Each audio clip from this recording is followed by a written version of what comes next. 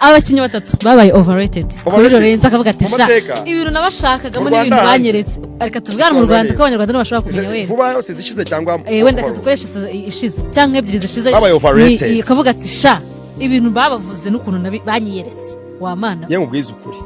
mboraho mbura ko abantu benshi baranyotsa bakamumbwiraho cyane nkabura uko mpakana nkabyemera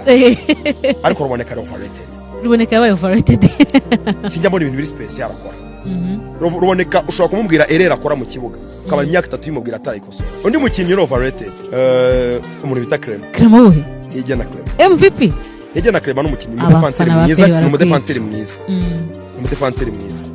ariko nagaruka urwego bivugwaho baramukabiriza cyane batayaho ni basiriye abakinnyi ba APR undi mukinnyi uri overrated wenda yarize mve muri APR kugira ngo ndabizi imibiro yayo abana babenshi none kuri platform sinembuze babiri kandi wambeje batatu abanyamahanga babiri bakabirijwe aho bitaniye Raja yarajya n'umuvubi sana umuntu wageze amavubi yifuza kumunatirariza ngo umunyarwanda mbovu sana nta kirimo nuriya mubiri nyine ariko umupira ubona ko ntabwo afite skills umupira shoko atarabaye muri academy nka mupira azi